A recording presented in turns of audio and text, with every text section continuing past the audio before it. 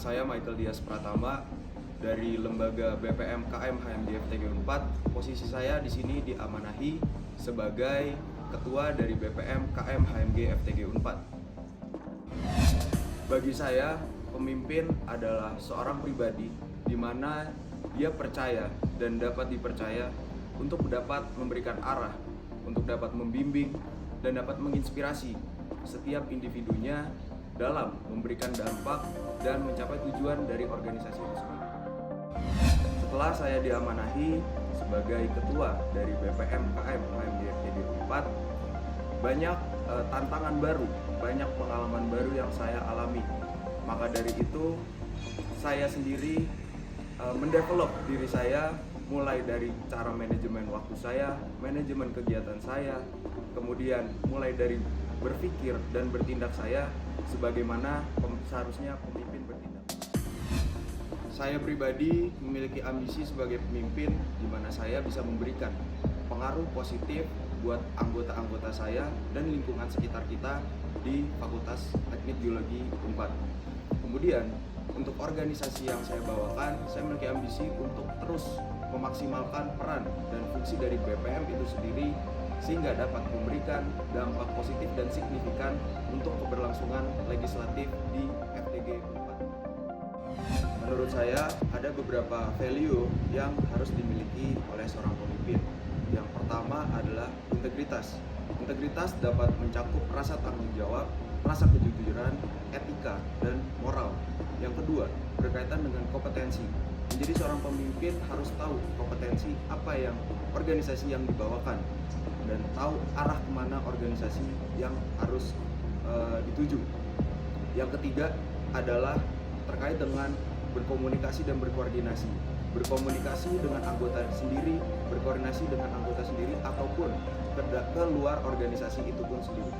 Yang keempat, berkaitan dengan kreativitas dan fleksibilitas.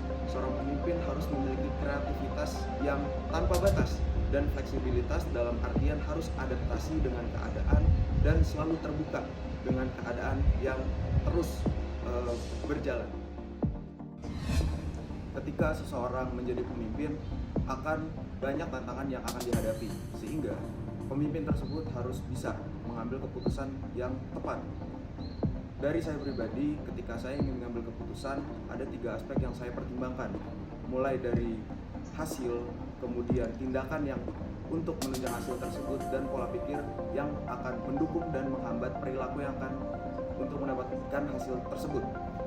Nyatanya, pada eksekusinya dari saya pribadi ketika dihadapkan suatu tantangan, suatu masalah, saya selalu mengedepankan diskusi dan kolaborasi dengan teman-teman. Mulai dari internal dari organisasi itu sendiri, dari ketua dan wakil komisi, dan tidak menutup kemungkinan dengan anggota-anggotanya. Karena dari saya harus mendapatkan banyak sudut pandang untuk mendapatkan solusi yang paling terbaik. Berkaitan dengan organisasi, pasti tidak akan jauh berbeda terkait dengan eksistensi. Ketika organisasi ingin meningkatkan eksistensi, maka beberapa hal yang dapat dilakukan adalah meningkatkan kualitas dari organisasi tersebut. Mulai dari peran dan fungsinya dia di dalam fakultas, peran dan fungsinya di dalam himpunan, itu harus ditingkatkan secara baik. Kemudian yang bisa dilakukan adalah berkaitan dengan adaptifnya dengan keadaan yang dapat direalisasikan dengan proker-proker yang harus tepat guna dan tepat sasaran. Dan yang ketiga, untuk meningkatkan eksistensi dapat dilakukan dengan bersama dengan anggota-anggotanya untuk turut aktif berpartisipasi, baik itu dari acara internal organisasi tersebut ataupun di luar organisasi tersebut. Jadi seorang pemimpin tidaklah mudah. Ada banyak tantangan, akan ada banyak rintangan yang akan dihadapi. Seorang pemimpin bukan hanyalah sebuah jabatan, tapi itu bagaimana cara kita mengenali secara dalam tentang kekuatan dan kelemahan kita. Maka dari itu, sedikit saran dari saya, ketika seseorang ingin menjadi pemimpin, silakan berekspresi seluas mungkin, kenali diri kalian seluas mungkin, dan jadilah pemimpin yang terbaik versi diri kalian. Dan jangan lupa untuk terus membenahi diri. Bagi saya, role model yang bisa saya jadikan sebagai pemimpin adalah ayah saya sendiri, di mana beliau yang mengajarkan saya arti tanggung jawab, arti dari kehidupan. Beliaulah yang mengajarkan saya dari kecil mana yang benar, mana yang salah, dan harus bertindak seperti apa.